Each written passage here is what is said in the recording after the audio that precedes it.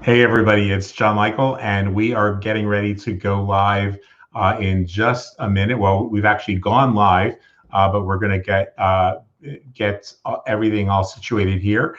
As things would happen through the course of the day, some stuff took a little bit longer for us to get ready. So, and I'll share a story with you guys before we begin, and that is that last night, my adorable nephew was here, and he's 3 years old. While we were eating, he's a rather precocious child. He came and sat at my laptop very quietly. Nobody noticed that he slipped out of the room, came into my office, started playing with the computer, and wiped out everything that I had planned for today, as well as a couple manuscripts that were almost done for my publisher, another manuscript that I had just begun, and countless files and software and things like that he somehow deleted with a deep delete, where it just wiped my drive clean. So I've been running like a chicken with my head cut off all day, trying to get everything ready. So we're gonna be gone for just a second. I needed to get this started so that they didn't delete our broadcast before we get started, but I'll be back right after this.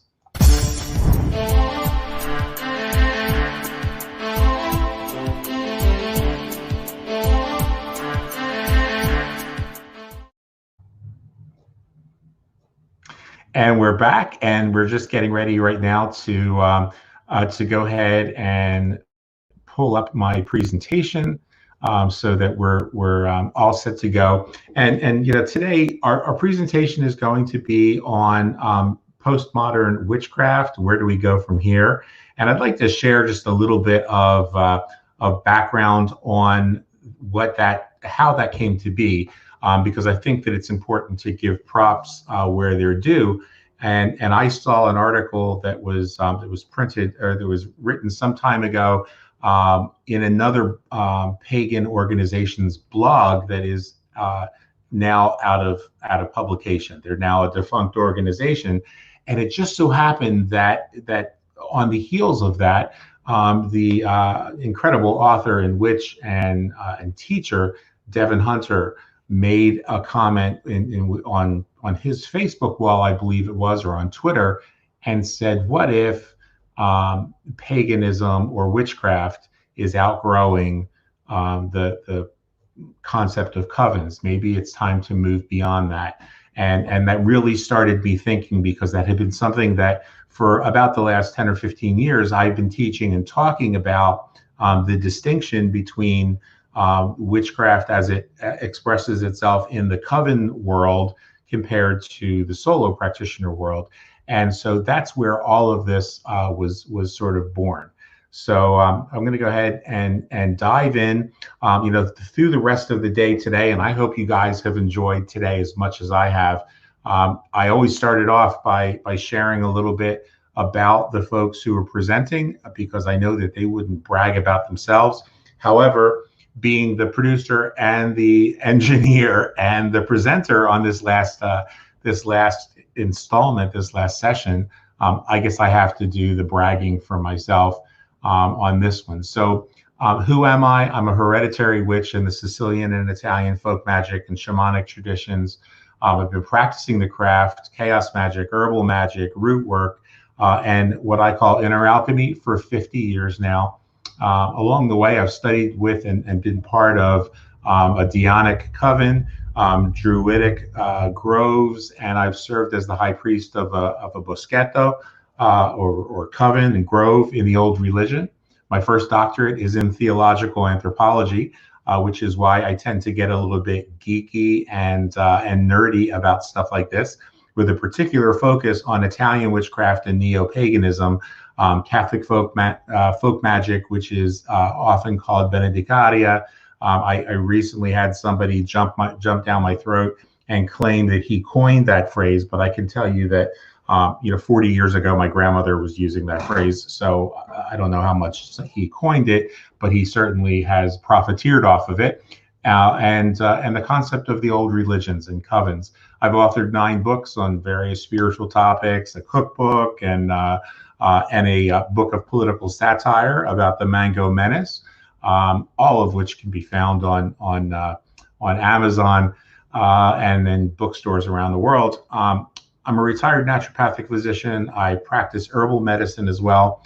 I am gay, gender fluid, polyamorous, human rights activist, and probably some folks could say a couple not so nice things about me, like I'm arrogant and a bitch and things like that, and it's probably all true.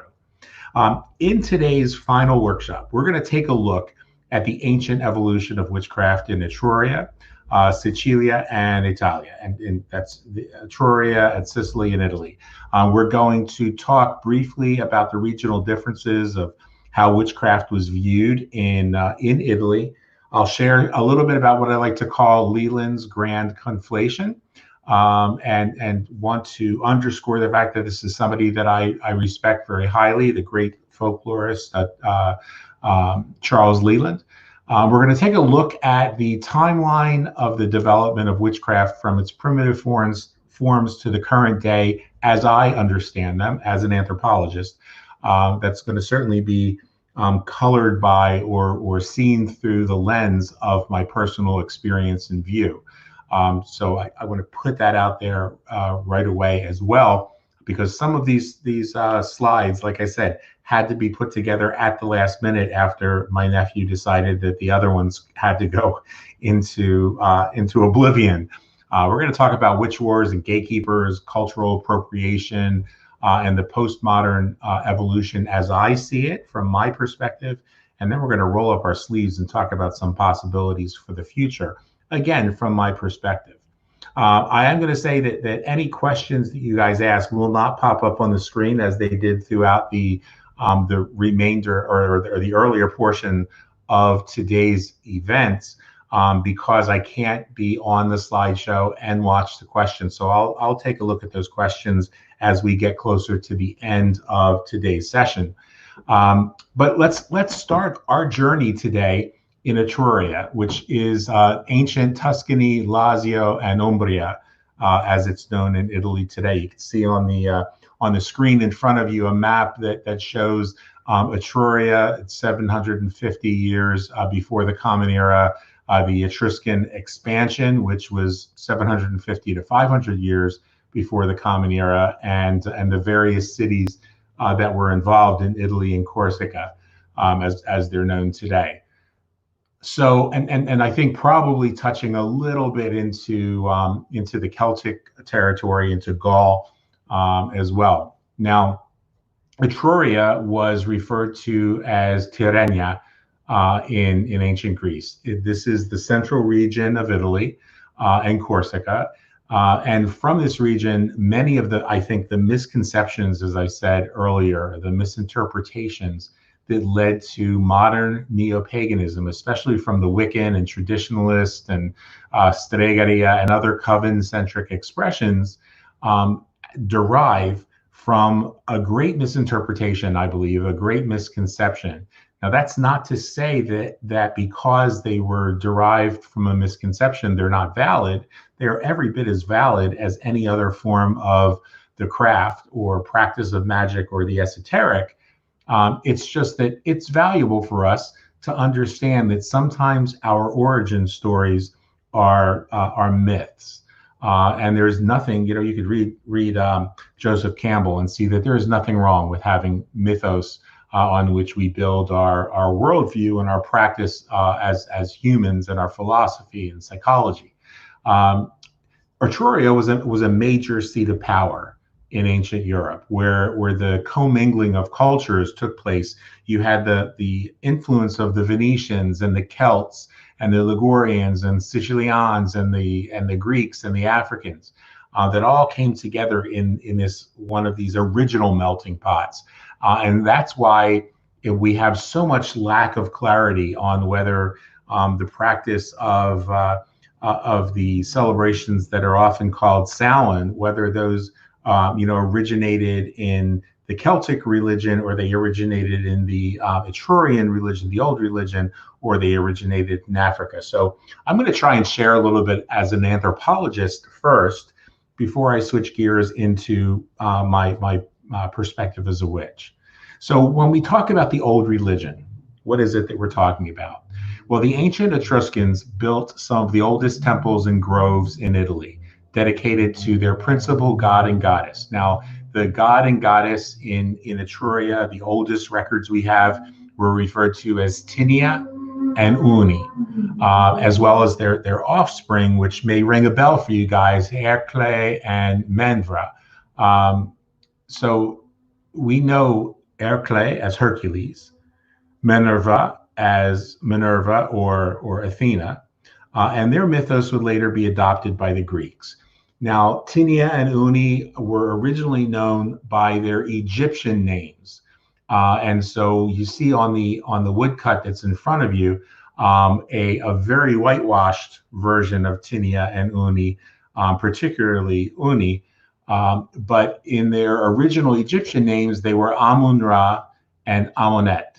Now, over time, they would become known in the Etruscan tradition as Tanus and Tana, or Faunus and Fauna, or Janus and Jana, the precursors to the more familiar deities that we know as Dianus, or Lucifer, and Diana, the morning star or the moon. And so the first thing I want us to kind of get our arms around is that just as civilization was the birthplace of civilization was Africa, so too were so many of the old religious beliefs derived from there as well. And so if you look at a map of the coast of Africa and Sicilia, for example, it's very clear, as we know from the Common Era, we hear stories of Augustine of Hippo, who served in Carthage, and came through Sicilia into the mainland Italy. So that same kind of route would be where the philosophies and religions of the world were born. Now, when we talk about boschetti, we talk about the sacred groves.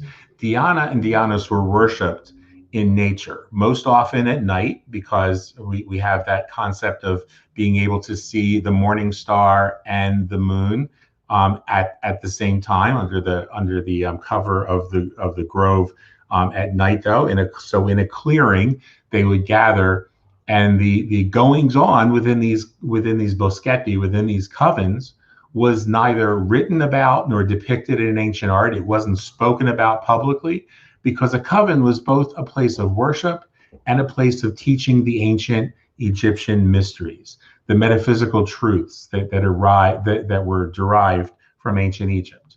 Now, a high priest and high priestess would have presided over this boschetto, and because we don't have written records that date all the way back, we don't know for sure whether, as many scholars, myself included, whether these boschetti were originally male-dominated, because they come from, directly from the worship of Amun-Ra, who was the god, and his consort, or when they shifted from being about the god and the consort to being about the goddess and her consort.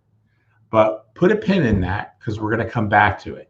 But that's just so that you understand that the nature of the boschetto, the nature of the grove or the coven, was rooted in the old religion. It was a religious place of worship. Now, when we talk about the unnamed path, we talk about the craft of the wise, if you will. In old traditions, what we now know as witchcraft was probably something that evolved alongside of the old religions, but it was never, I believe, a part of the old religions, despite the story, the mythos, and the misconception that was taught by Charles Leland and written about by Charles Leland, and later adopted by people like Gerald Gardner, for example. Now, throughout the ancient world, various forms of folk magic and shamanism, root work, herbal medicine, animism, and divination developed. There wasn't a single name for what we now know as the craft in the ancient world. In fact, even to the present day, if we look at and talk to people in Italy who are practitioners of the craft, we don't refer to it in Italy as Raven Grimassi would have you believe. It was never called stregheria. It was not even referred to as stregoneria. It was referred to as just our way, or falu santucci, doing a little holy thing.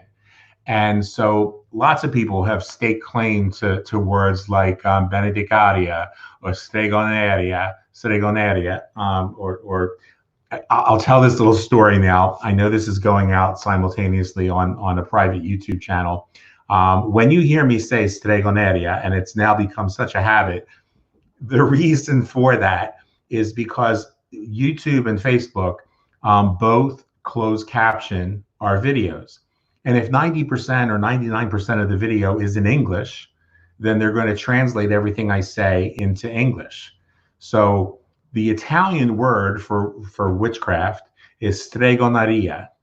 But when that gets closed captioned, it gets closed captioned as stray, S-T-R-A-Y, gonorrhea. So in order to stop having that show up on the screen, because it made me crazy to see stray gonorrhea, when I say stregoneria or stregheria, we're saying stregoneria, but it's really a mispronunciation. And I actually had somebody say, "Why do you mispronounce stregoneria as stregoneria?" That's why.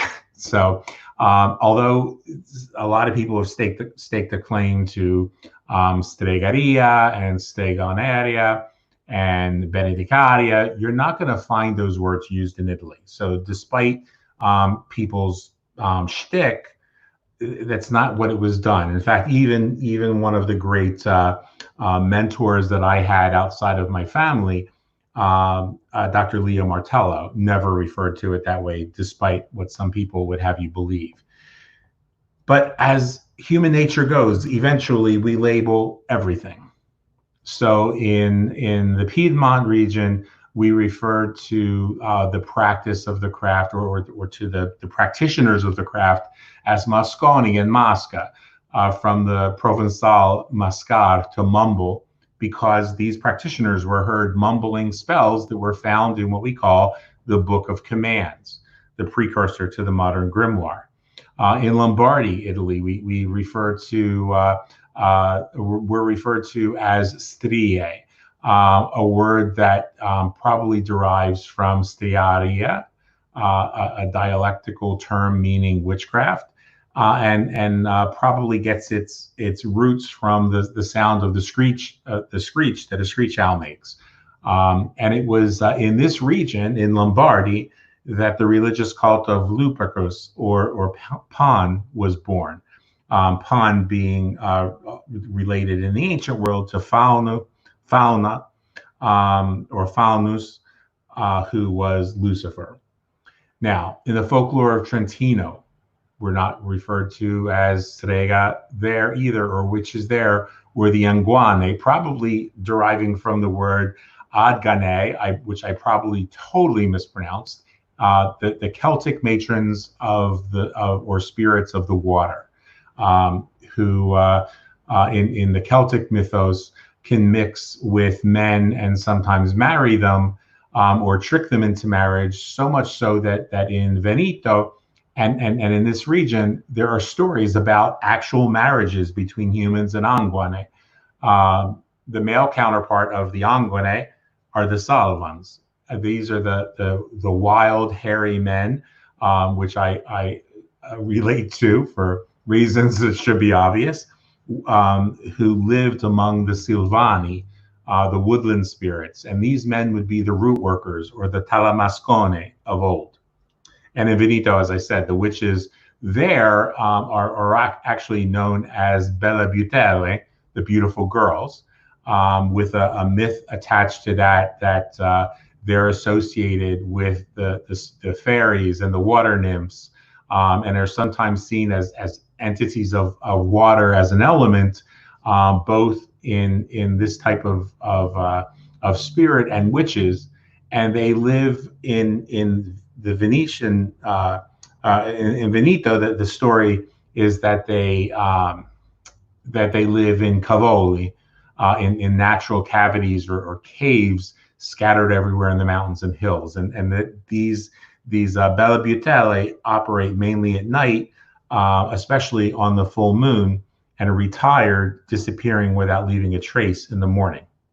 So the stories continue, and we're known as the Bagere in Liguria. We're known as the Giannata and the Magara in Molise, and in Calabria we're the Magare or the mages. In Puglia, the Masciare or the Stiare. And so we put a label on everything, and then somebody comes along by the name of Charles Leland. And for those who aren't familiar with Leland and what he stood for, he was a brilliant, probably one of the most brilliant folklorists of the modern world. And the story goes that Leland came to Italy, to northern Italy, and he met a woman by the name of Maddalena and asked her to tell him about magic and witchcraft in Italy, and especially in northern Italy. Now you have to understand that in our family traditions, we don't talk about our tradition to outsiders anywhere. If you're Italian American like me, we refer to those who are not Italian as Americans. So you wouldn't talk to the Americani about your tradition at all. You particularly would not tell them the secrets of our tradition, because, and the reason for that isn't out of exclusivity. It's because we truly believe that magic in the wrong person's hands can be used to their detriment, and so we're doing it more to protect them. Well, Leland goes and talks to this woman, and she tells him that she's going to introduce him to a group of witches.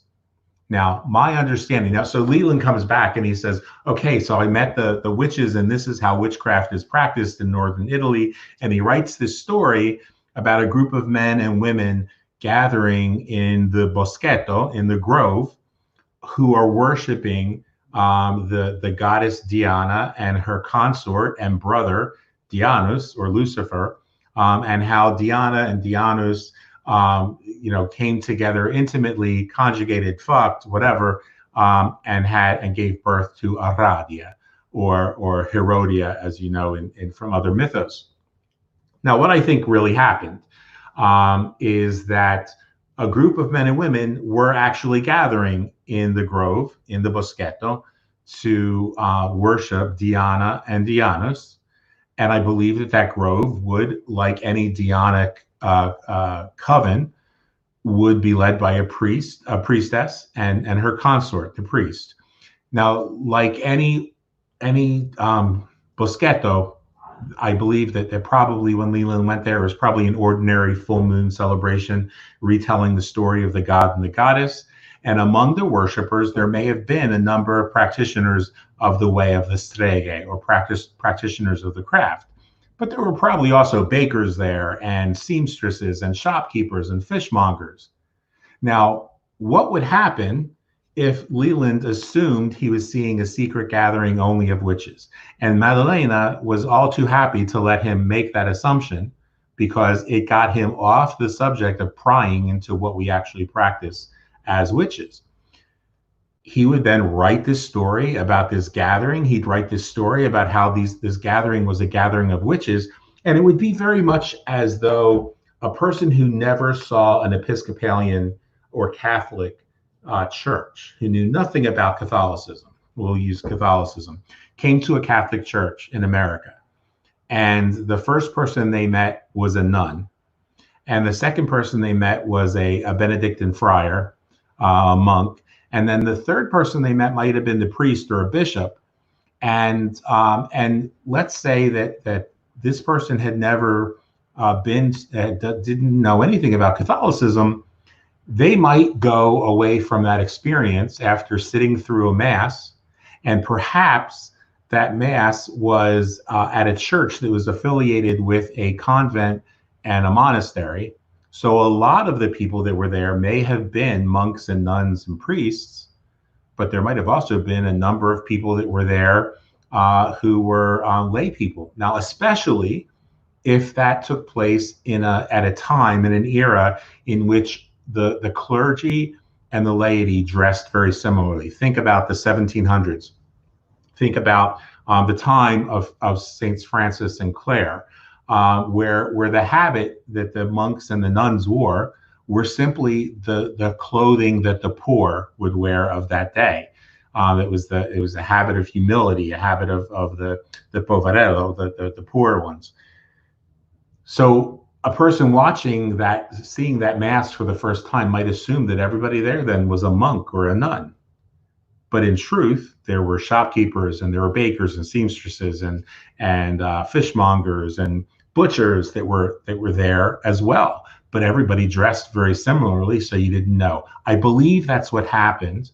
And for the sake of today's final class, I'm going to ask you just to indulge me and imagine that that's what Leland saw and how he interpreted it. Now, there's two main reasons that I think he made this misconception. Number one, in ancient times, it's often thought that magic and religion coincided, and Leland knew as a folklorist that at about 960 in the Common Era, the Roman Catholic Church issued an official canonical document to decry or disparage a group of women that the church claimed gathered at night with the goddess Diana, who the church believed at that time was the goddess of the pagans.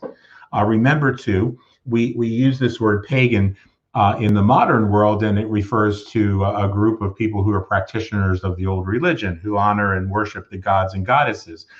But at that time, around 960 in the Common Era, pagan was a pejorative term. It was a term that was used as the opposite of the soldiers of Christ, which is what the Catholic Church modeled and imagined themselves to be. So the civilians, paganos, were those who did not dedicate themselves to be soldiers of Christ. So it was a very pejorative term.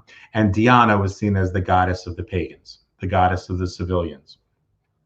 Well, texts from the 10th century tell us this fanciful story about how there was a procession of the goddess of night who would visit people's homes and suck the blood of the young children living there in order to sustain themselves. These witches were vampiric in this horrible myth. And over time, the legend would claim that these women of the night, the streghe, would settle on meeting in secret in a grove of trees, and they might sacrifice an animal instead of the children because people were coming too close to catching them. It was a disgusting story, like so much of what comes out of the Catholic Church. And the people's folklore was that some of these witches were in fact good witches, and that they were helpful, and they would only meet for their Sabbath celebrations. Sabbath being, similar to the concept of the Christian Sabbath, or the Jewish Sabbath. So that's where all the mythology, I think, gets really convoluted, and we get a lot of the Catholic Church making these stories up, just like they did in their own religion, turning Mary Magdalene into a prostitute, which nowhere in even their own scriptures does it say that. So the Catholic Church was rife with this storytelling, depending on the agenda of the particular bishop of Rome, known as the Pope. So on the screen, excuse me, on the screen in front of you, you see a timeline toward the evolution, a very, very shortened timeline of the evolution of modern witchcraft. So you've got in 1899, Leland records the Gospel of the Witches. which is really the gospel of the Dionic coven. It's the mythos, the legend of Diana and Dionysus, and they're giving birth to Aradia. Then in 1936, you have Gerald Gardner, who writes The Goddess, a Goddess Arrives. And he wrote this while he was living in Cyprus. So he was exposed to a lot of the Greek legends and mythos at the time. And so he writes this book. And then a couple years later, 1939, Gardner begins to work on his theory that the covens that Leland wrote about were gatherings of witches, as Leland surmised. And Gardner moves a little further away from the fact that they were religious ceremonies only, and really embraces Leland's idea. And then he creates, a little while later, about 10 years later, Wicca. So Wicca is a religion, and every Wiccan will tell you that it's a religion. But the misconception happens because the word Wicca that Gardner used is, thought to be related to the word for witches in Old English and in other languages, that we make that connection. So we think that this ritual magic group and this celebration of the god and goddess is what the witches, the ancient witches, were all about. In truth, what Gardner did was create an entirely new concept of witchcraft by marrying it to a religion. And so he turned witchcraft into a religion. And no one has been able to, in 50 years, has been able to convince me of anything other than that. So the concept of Wicca as a form and expression of witchcraft was something that is very modern. It's a 20th century concept. It didn't exist in the past, but that doesn't mean that it's illegitimate. It doesn't mean that it's less than. It doesn't mean that it shouldn't be respected. But along the way, there have been witch wars, and there have been gatekeepers and revolutionaries who have really made things complicated and have really convoluted the coming together. And that's really what I wanted to talk about today. What I did observe as a team working with amazing people, for whom I'm deeply, deeply grateful. People like Herman Slater and Eddie Basinski, Dr. Leo Martello, and very briefly, a little bit later, Sybil Leek. What I observed from all these people was there was no shortage of gatekeepers in their world, who were, infighting and claiming that there were scandals and schisms and drama in the pagan world that these people who were mentors of mine had to deal with. Herman Slater and Eddie Basinski, Leo and Sybil Leek had to deal with these people who everybody acted as though they had the right answer and these people didn't, or these people, were making it up and somebody else wasn't. What if we were all just making it up? By the late 1990s, a new generation of witches started to arise and emerge in our society. And I started to realize that all of that stuff from my earlier teen years, all of what I was seeing fighting was really what I experienced in the old religion. And so, like most religions, it was that religion spoils everything. Religion becomes a point of contention for people who are all about claiming their own power. Now, I'm not saying that every religion is only about that, but I'm saying that it's that convoluted mix that happens when you start bringing religion into a practice that's about coming into your own power, that you start to see some of the drama of people's egos wanting to be in charge and manipulating. And so we see the mess that Gerald Gardner created in his dalliances and his manipulation in order to suit his sexual appetites, for example. And yet, in recent years, we've started to see a group of people, particularly among the millennials, I believe, who deserve credit for asking, what if witchcraft were something more than just the covens? and they asked it in an interesting way. Now, some of them asked it and they said, we're not going to be part of covens. We're going to be solo practitioners like the ancient witches were. Others said, what if we made covens we helped covens to really own up to their true potential. So you have people like Christopher Penczak and Devin Hunter and Chaz Bogan and Storm Ferry with Storm. I'm so sorry that I am drawing an absolute blank. Anyway, you've got these incredible visionaries who are saying, let's bring life back to covens. And Laurie Cabot would certainly be up there as sort of the queen of American coven life. And so some tremendous effort was made to clean up covens and make the religion that was associated with witchcraft something that was viable and something that was beautiful again. And then you have other folks, like I said, who said, look, I'm not interested in religion. I fall into that category. I walked away from Upper Skepto. But let's think now what happens when we bring that into the postmodern world. What would witchcraft look like if we decided, hey, you know what? All of these different expressions are valid. All of these different expressions are unique and are like the different colored threads that make up a beautiful tapestry. And if you pull one of those threads out, you lose that color. So postmodern witchcraft, the witchcraft that goes beyond all of those things, would be decentralized. There would be nobody that was the cultic figurehead that we idolized, and that certainly takes care of a lot of problems. It would be non-dogmatic. There wouldn't be anybody saying, as I saw on a disturbing website recently, witches never curse, or witches never, a male witch is just a witch, not a warlock. There wouldn't be any of this gatekeeping bullshit. And yet we would respect a sect or a cult's right to say, okay, in our sect, a male witch is called a witch.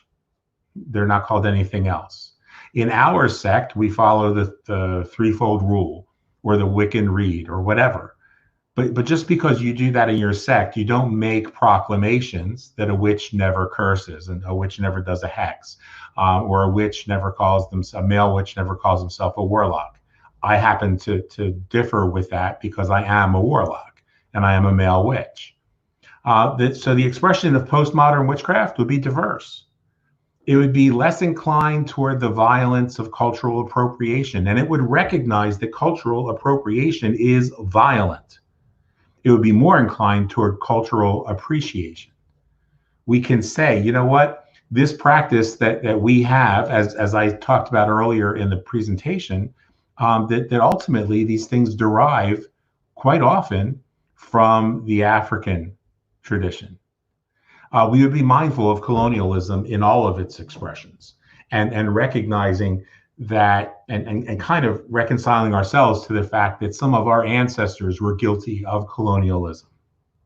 And we would be aware of a cultural evolution that's taking place where we are not these completely separate tribes that we once were.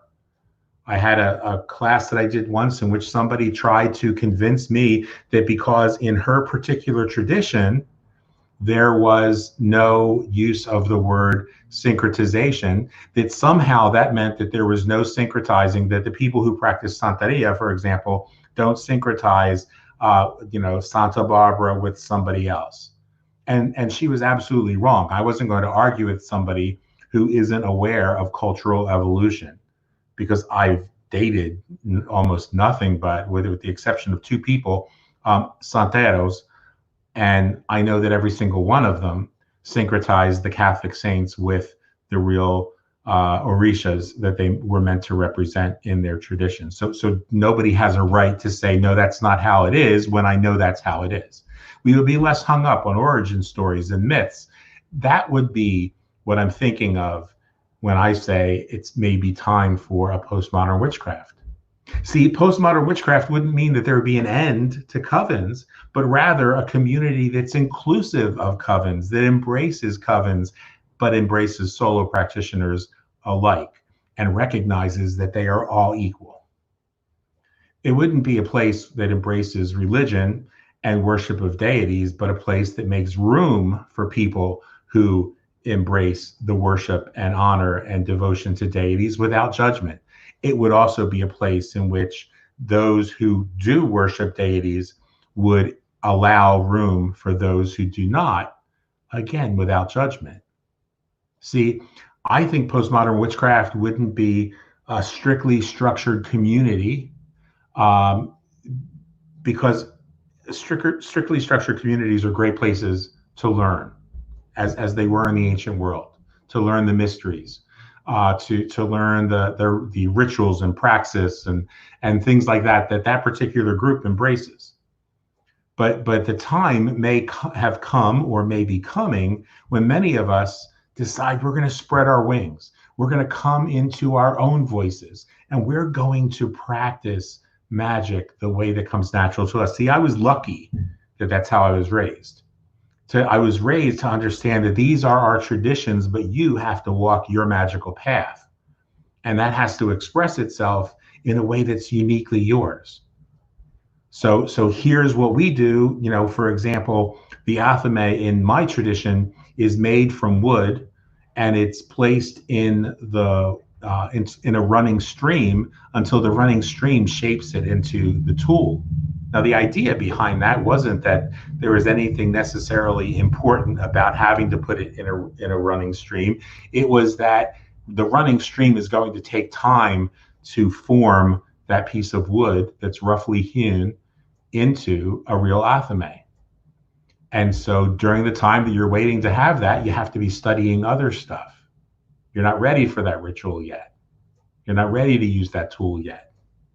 And so I think that's the place that we're coming to. I want to challenge us to look at where we were and where we're going. In ancient times, witches were midwives to the birth of babies. They were the herbal medicine workers. They were the connection that people had to the ancestors. They were the go-between, the psychics, if you will, who could communicate with the other side. They were the nature whisperers. Spit it out. They were the nature whisperers, the seers, the healers, the empowerment advocates. Quite often, witches were the ones that stood up for prostitutes and for those who were downtrodden and the poor. And they were also the midwives to the dying. So what would it look like for us as postmodern witches? What would we be? Well, let's understand that the world that we live in today is completely different from the ancient world. And we have to come to terms with that as a magical community. And so that's why I laugh when I hear people who without really having any given it any thought, you know, everyone they meet, it's blessed be and merry meet, or well met, or so mote it be. Well, there's nothing necessarily wrong with saying any of those things, but let's be mindful that it actually sounds absurd in the 21st century to say so mote it be. And we don't walk around when we meet somebody and say blessed be. Why not use vernacular English like the ancient witches would have used in their day and age? You know, it's crazy that you see these Satanists out there who believe that the only way you can summon a demon is by speaking these, you know, sacred Latin words. Why? Because demons only speak Latin? You know, a dead language isn't necessarily the language that you need to use to invoke any spirit or entity. So too, when we meet somebody, we could say, nice meeting you, great being connected to you. Instead of so mote it be, I say, so be it. Let it be so. See, the world that we live in today is different. from the worlds that our ancestors lived in. We have racial and gender and economic disparity. We have coronavirus. We have heart disease and depression and anxiety and suicide and chronic inflammation in the body that leads to disease processes. I'm going to tell you why those are important to understand. We have social justice issues, sexual predators, religious and cultural intolerance, and social media and technology-based isolation. And as witches, we have to be willing to recognize that, because as postmodern witches, this might look a little familiar to you. We're midwives to the birth and midwives to the dying. We're herbal medicine workers, and we're the connection to the ancestors, the nature whisperers, the seers and healers and empowerment advocates. And in order to be effective at doing those things, we have to look at these things. We have to look at racial and gender and economic inequality. We have to be willing to say colonialism has to end right here. The cultural appropriation ends with me. We have to be willing to recognize that at times like this, when the coronavirus is devastating people's lives, it's going to be up to us to be midwives to birth and midwives to the dying. We have to recognize as healers that just as people came to the ancient hedge witch and asked for medicine, for herbal medicine, that it may fall on some of us to follow that path and be the ones who help them with natural remedies, with what we call functional foods, to help with depression and anxiety and heart disease, to help with chronic inflammation and bring down that inflammation, to help with, with those who are feeling and experiencing stress or trauma. We have to be willing to be the witches, like the witches of old, like our ancestors who stood by and held the hands of those who were victims of sexual abuse and religious abuse and cultural intolerance. And I believe we have to be the ones to reach out, to be the empowerment advocates that help people to reconnect at a time when social media and technology can be responsible for a disconnect. See, I call the ancient craft of the wise, for me, inner alchemy, because that's what it's all about, because it all takes place inside. The magic in the world around me is a result of my learning how to master and work with the energy of people and circumstances and situations around me to be able to restore those things to the way that I believe they should be, for my higher good, for the higher good. And so I think the ancient craft of the wise was built on respect for other cultures and traditions and expressions. I believe that it's got to be free from the bondage of dogma and doctrine and imposition. That's been my experience, that the craft of the wise be built on cooperation with one another, cooperation with the spirits of the land and the water and air, fire and the ether. I believe that the craft of the wise is about reconnecting with our ancestors and reconnecting with our personal power. So what do I think the roadmap should be for a postmodern movement? Well, this is just my perspective. This is just my view, but something that I truly feel is really kind of like laid on my heart, something that I obsess about, that I stay awake at night thinking about, is this roadmap where we would bring together sincere and interested practitioners as one collective from various different traditions, where there would be a development of a dedicated non-sectarian social network. Because let's face it, Facebook and Twitter are becoming increasingly more difficult to really express ourselves, because they're putting this one in timeout and this one in Twitter jail and this one in I'm currently unable to even access my Twitter page because I dared to speak out against the Mango Menace and recommended that people engage in a particular practice to bind him. So I think we need to have a dedicated social network, and I've been working on putting that together. I think that a postmodern movement of witches and magical practitioners needs to focus on deepening the connection between members of the collective. That we recognize that the real reason that that Gardner and Valiente and Sybil Leek and so many others, certainly luminaries like the Sanders, brought people together, was because they knew that when we come together as a collective and we deeply connect, that there's great power in magic that takes place there. And so I think that this postmodern movement needs to be what I call a congregational polity, and that probably comes from my experience as a Catholic priest and bishop. And that's a hierarchical polity. That's a hierarchical structure. You've got priests, and you've got bishops, and then you've got the Bishop of Rome, who is the Pope. Hierarchy is dead in the water.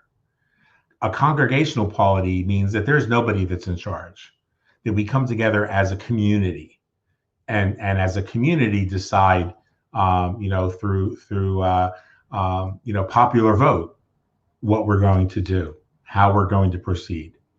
And so I think that if we have a social network where we can come together, we can also have an outreach to the mainstream social networks, social media, to let people know that we exist and we're there to be able to help them without an agenda, other than to be able to present an opportunity for folks to connect and reclaim their power. And so that would mean having a positive PR, movement or campaign. It would mean creating a collective university or institute. What if we could create an educational institution, a nonprofit educational institution that taught all different paths, where we had some of the best and brightest minds from the world of covens and the world of tradcraft and the world of animism and voodoo and Santeria, Stregoneria, all of the different traditions, and we brought them together under a 501c3, so that organizations or solo practitioners who had no other way to be able to really, nothing irks me more than seeing people who have to go and become lead press on clergy with an organization like the Universal Light Church. That's a diploma. They're about churning out credentials to people. We don't need to do that, because our power comes from within. When I got married in September, we got married using the Quaker law that said that we didn't have to have an officiant there, because my husband and I married one another based on our own authority and our own power. We didn't need permission from a religious organization. And so I can envision having a 501c3, so that the little solo practitioner who's in her 60s or 70s and wants to be able to perform marriages has an organization that she can tell the government she's a part of, that gives her the credibility and the legitimacy that's required, where we can say that we go to Microsoft or we go to other vendors and have access to the kind of discounts that schools and churches get, where we can have all of that legitimacy by being part of a collective that says we're not drawing any lines in the sand to exclude people. We're about bringing people together and empowering them.